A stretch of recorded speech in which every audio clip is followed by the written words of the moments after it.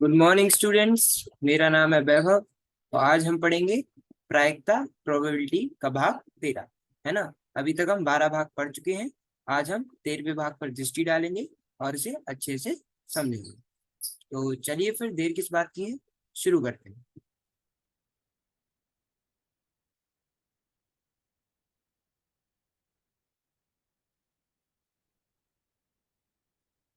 हाँ, तो आज हम पढ़ेंगे एक प्रतिदर्श समष्टि का विभाजन। है ना, क्या? एक प्रतिदर्श समष्टि का विभाजन। जो प्रतिदर्श होता है जिसे हम एस से संबोधित करते हैं, उसका जो विभाजन है ना, partition of a sample space, हम उसके बारे में पढ़ेंगे। है ना, जो कि आपकी पुस्तक में 13.5.1 में दिया हुआ है। ठीक है। उसके बाद हम संपूर्ण प्रायिकता की प्रमेय, जिसे हम थ्योरम ऑफ टोटल प्रोबेबिलिटी भी कहते हैं, हम उस पर चर्चा करेंगे और उसे अच्छे से समझेंगे, जो कि आपकी पुस्तक में 13.5.2 में दिया हुआ है। तो एक बार ये पढ़ने के बाद, जैसे ही हम वीडियो में ये पढ़ेंगे, उसके बाद आप पुस्तक से भी इसे देख लीजिएगा ताकि और अच्छे से समझ में आ जाए। ठीक है। तो चलिए फिर आगे बढ़ते हैं। एक प्रतिदर्श समष्टि का विभाजन, partition of a sample space. पिछले भाग में हमने थोड़ी सी ये शर्तें देखी थी। है ना, आज हम इसे और अच्छे से पढ़ेंगे। ठीक है। चलो अब शुरू करते हैं। पार्टीशन ऑफ सैंपल स्पेस या फिर एक प्रतिदर्श समष्टि का विभाजन। घटनाओं E1 E2 dash dash dash En के समुच्चय को प्रतिदर्श समष्टि S के विभाजन को निरूपित करता है यदि, क्या कह रहा है, देखो जो प्रतिदर्श है ना, प्रतिदर्श मतलब सैंपल स्पेस है ना, जिसके अंदर सब कुछ आता है, जिसे हम एस से संबोधित कर रहे हैं ना, तो इसका हम E1 E2 इन सारी घटनाओं के विभाजन में भी निरूपित कर सकते हैं। है ना, कहने का मतलब ये है कि एस को हम E1 E2 और En के में भी विभाजित कर सकते हैं। है ना, तो इनकी तीन शर्तें थी कि EI इंटरसेक्शन EJ जो है वह 5 होना चाहिए। है ना, मतलब इनके बीच में कुछ भी, जो कोई भी एलिमेंट है ना, वह कॉमन नहीं होना चाहिए। ऐसा नहीं होना चाहिए कि एक चीज जो है वो घटना मतलब EI में भी है और घटना EJ में भी है ना। यानी क्या चाहिए, EI इंटरसेक्शन EJ में क्या होना चाहिए, 5 होना चाहिए। और यहाँ पे आई और जे बराबर नहीं है ना, मतलब एक ही बार में। वैसे तो आई जे 1 से लेके एन तक है, मतलब 1 से लेके एन तक कोई भी संख्या ले सकते हैं। है ना, लेकिन एक एक ही साथ, है ना, एक बार में एक ही संख्या नहीं ले सकते। जैसे E1 और आई की वैल्यू 1 और जे की वैल्यू 1 एक साथ नहीं ले सकते। है ना, ऐसे कर सकते हैं कि E1 हो और E2 हो। है ना, E2 हो E3 हो, E4 हो E3 हो, लेकिन E11 E22 E33 ऐसे नहीं चलेगा। है ना, ये हमने कल देखा था, है ना, पिछले भाग में। अब हम बी देखते हैं। बी क्या है, E1 union E2 union dash dash dash En equals to S. है ना, क्या बोल रहे हैं, अगर हम सारी घटनाएं, है ना, E1 E2 E3 E3, है ना, इधर से लेके En तक जितनी भी घटनाएं हैं, उन सबका अगर हम यूनियन करें, है ना, उन सबका अगर हम योग करें, तो प्रतिदर्श एस आएगा। है ना, इतना समझ आ गया। पहला क्या, कि इन दोनों कोई भी दो घटनाओं के बीच में जो इंटरसेक्शन है ना, दो घटनाओं का इंटरसेक्शन 5 होना चाहिए, मतलब उनमें कोई भी चीज कॉमन नहीं होनी चाहिए। और दूसरी शर्त क्या है, कि जितनी भी घटनाएं हैं, है ना, उन सब का अगर हम यूनियन या फिर योग करेंगे, तो प्रतिदर्श एस आना चाहिए। ठीक है। और तीसरी है कि EI की प्रोबेबिलिटी 0 से ज्यादा होनी चाहिए, मतलब कोई भी घटना जो है E1 से लेके EN तक, है ना, इनमें से किसी भी घटना की अगर हम प्रायिकता निकालें, वह 0 से ज्यादा आनी चाहिए। है ना, प्रत्येक, है ना, EI की प्रायिकता क्या 0 से ज्यादा आनी चाहिए, जहां पर आई क्या है 1 से लेके एन तक, मतलब कोई भी घटना ले लो, E1 E2 E3 EN, इसमें से कोई भी घटना अगर हम लेंगे और इसकी प्रायिकता निकालेंगे, तो वह 0 से अधिक आनी चाहिए। ठीक है, इसमें कोई दिक्कत नहीं, ये समझ आ गया।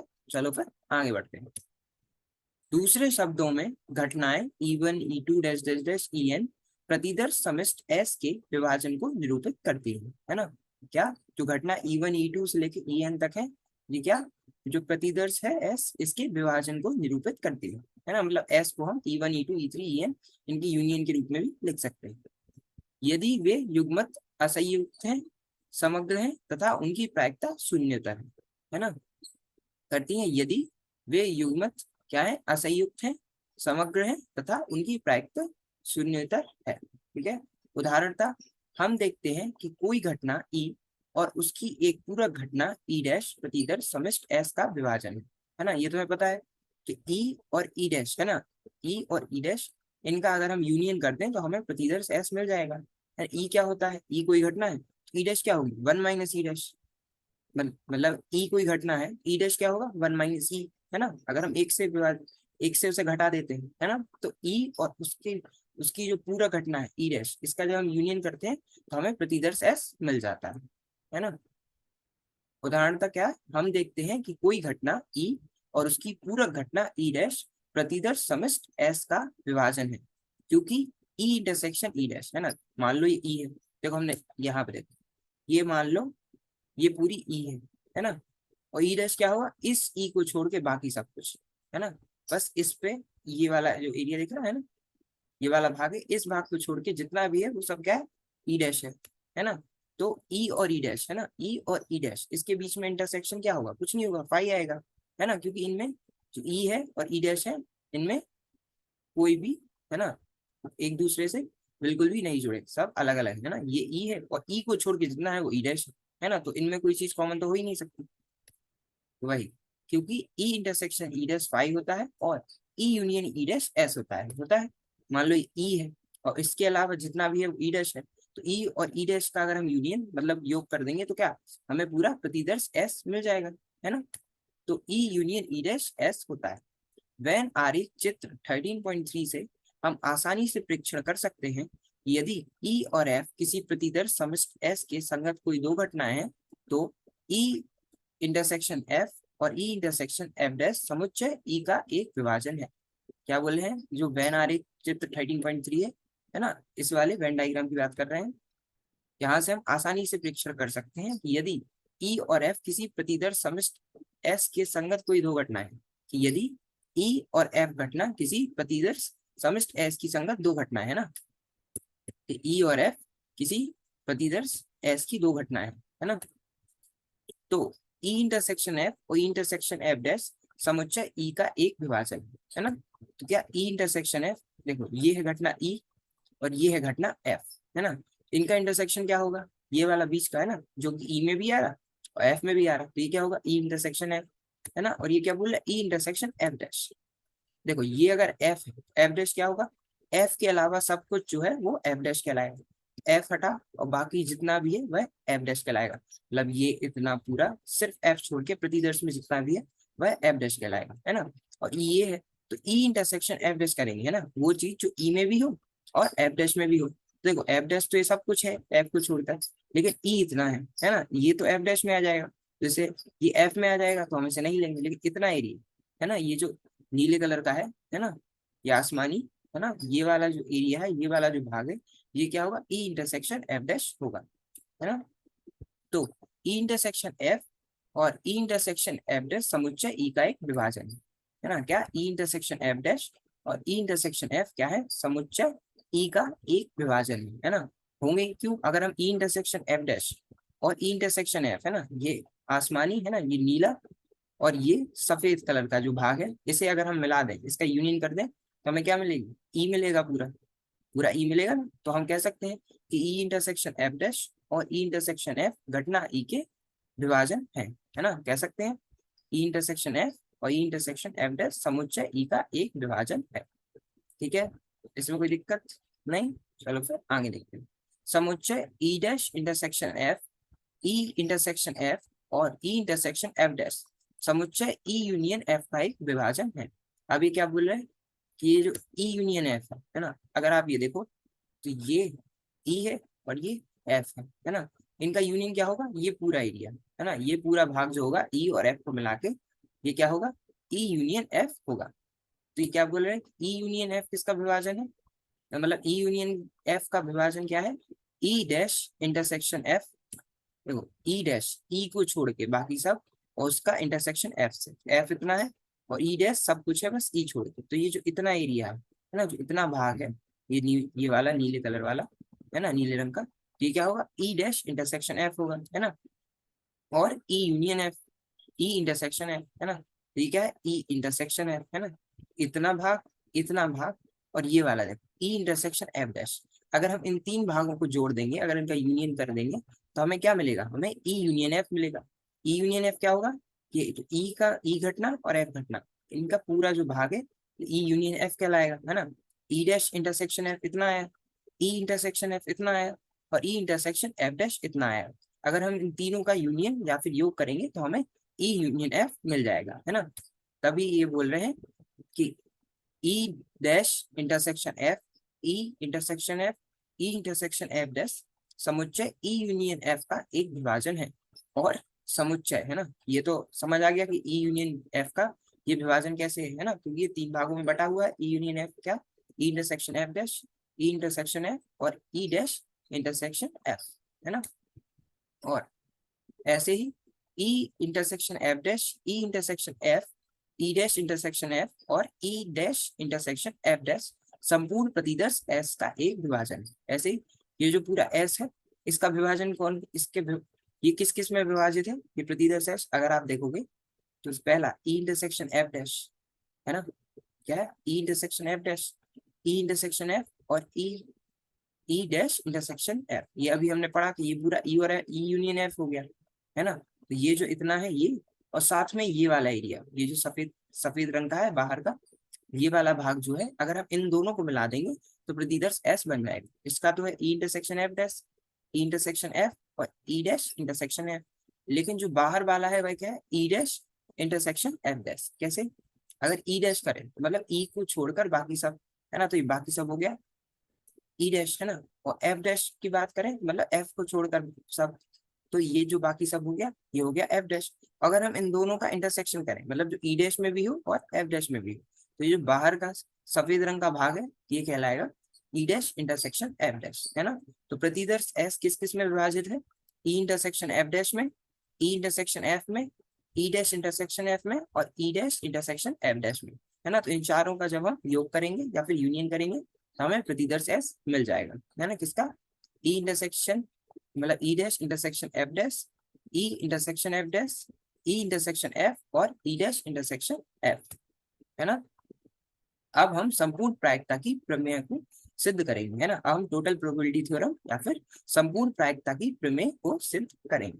ठीक है, इतना समझ आ गया, इसमें कोई दिक्कत नहीं, तो चलो फिर आगे बढ़ते हैं, है ना। ये हमने आकृति देख ली है ना, कि ये ई है, एफ है, ये बीच का ई इंटरसेक्शन एफ है, ये वाला ई डैश इंटरसेक्शन एफ, ये ई इंटरसेक्शन एफ डैश है, और ये जो बाहर का सफेद भाग है वह क्या है, ई डैश इंटरसेक्शन एफ डैश है। ठीक है, इसमें कोई दिक्कत नहीं, चलो आगे चलते हैं। अब हम पढ़ेंगे संपूर्ण प्रायिकता की प्रमेय, जिसे हम थ्योरम ऑफ टोटल प्रोबेबिलिटी भी कहते हैं।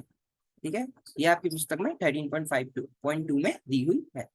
मान ले E1 E2 से लेके En प्रतिदर्श समिष्ट एस का एक विभाजन है ना। ये तो अभी हमने अभी अभी पढ़ा कि E1 से जितनी भी घटनाएं होती हैं E1 से लेके En तक, है ना, ये प्रतिदर्श समिष्ट एस का एक विभाजन होती है। ठीक है, तो ये हम मानते हैं कि मान ले E1 E2 से लेके डैश डैश डैश En तक प्रतिदर्श समिष्ट एस का एक विभाजन है। और मान लें कि प्रत्येक घटना E1 E2 dash dash dash En की प्रायिकता शून्य तक है ना। क्या माना, E1 E2 dash dash dash En प्रतिदर्श समिष्ट एस का एक विभाजन है, और जो प्रत्येक घटना है E1 E2, है ना, E1 E2 E3 से लेके En तक उनकी प्रायिकता क्या है, शून्य तक है।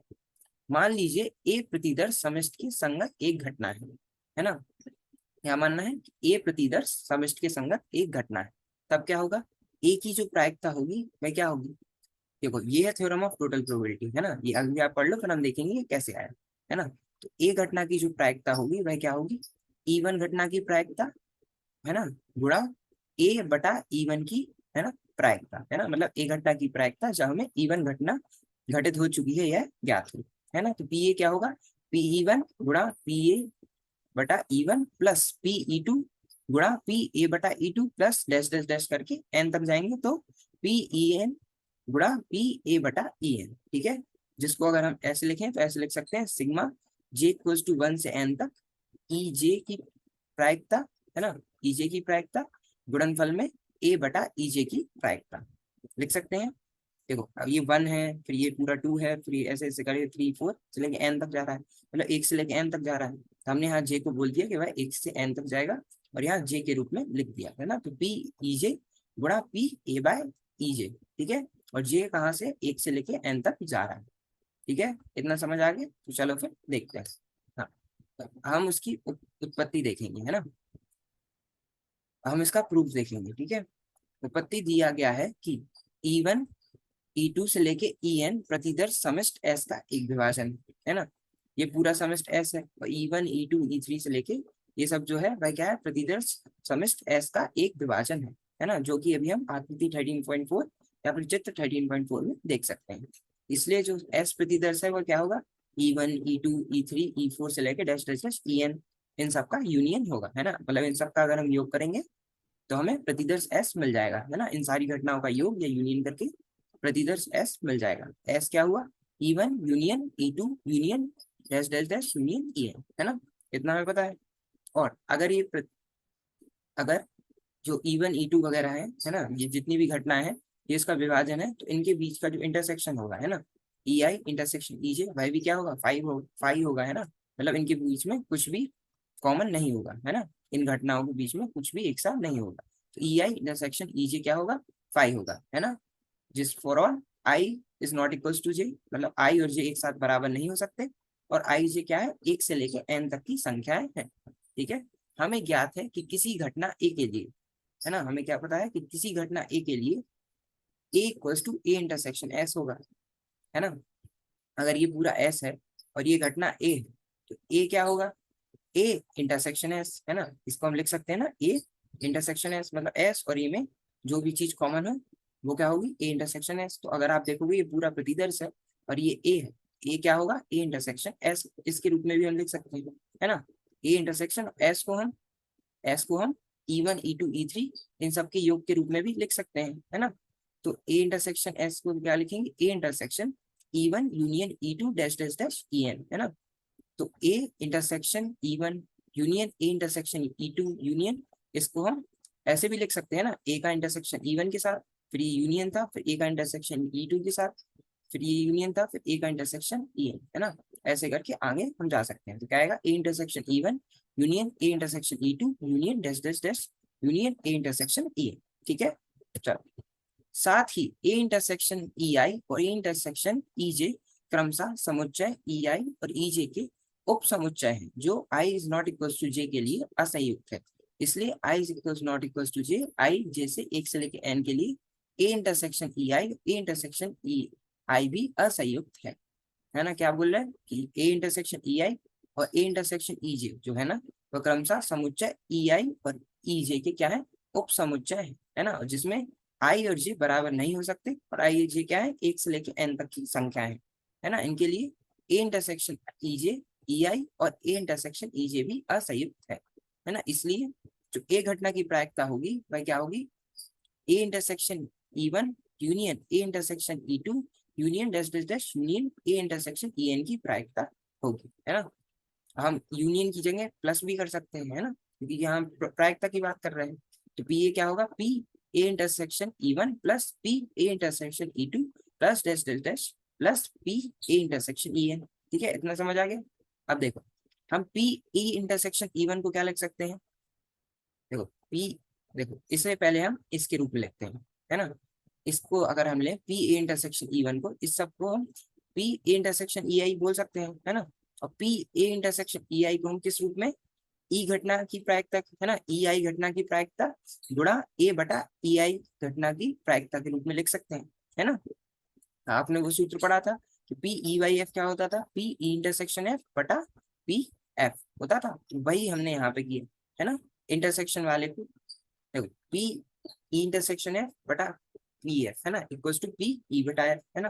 तो ये जो है इधर चला गया, तो क्या हुआ, पी ई बटा एफ डॉट पी एफ, है ना। तो यहाँ हमने ई की जगह ए लिया और एफ की जगह ई आई लिया, तो पी ए इंटरसेक्शन ई आई क्या हुआ, पी ई आई गुणा पी ए बटा ई आई, क्योंकि जो पी ई आई है वह शून्य नहीं हो सकती, और आई क्या है, वह 1 से n तक की संख्या है। प्रायिकता के गुणन नियम द्वारा हम जानते हैं कि, है ना, प्रायिकता के गुणन नियम द्वारा हम जानते हैं कि पी ए क्या होगा, P E one dot P A बटा E1 plus P E to dot, मतलब गुणनफल पी ए बटा E2 plus dash dash dash करके En की प्रायिकता गुणनफल ए बटा En की प्रायिकता, है ना, इस रूप में हम लिख सकते हैं, है ना। तो पी क्या हो गया, sigma j equals to 1 E P E j गुणा पी ए बटा ई जे, है ना। और जे क्या है, 1 से लेकर n तक की संख्या है ना। तो इसको हम इस रूप में भी दर्शा सकते हैं, है ना। तो ये हो गई हमारी थ्योरम ऑफ टोटल प्रोबेबिलिटी या फिर संपूर्ण प्रायिकता की प्रमेय। ठीक है, आज के लिए हम इतना ही रखते हैं, है ना। आज हमने क्या आज हमने एक प्रतिदर्श समष्टि का विभाजन, जिसे हम partition of a sample space बोलते हैं, इस पे चर्चा की। उसके बाद संपूर्ण प्रायिकता की प्रमेय, जिसे हम थ्योरम ऑफ प्रोबेबिलिटी बोलते हैं, उसे भी हमने अच्छे से समझा। बाकी अगले भाग में हम उदाहरण नंबर 15 अच्छे से समझेंगे और उसके बाद टिप्पणी पर चर्चा करेंगे, है ना। आज के लिए इतना ही, बाकी मिलते हैं अगले भाग में। धन्यवाद, थैंक यू।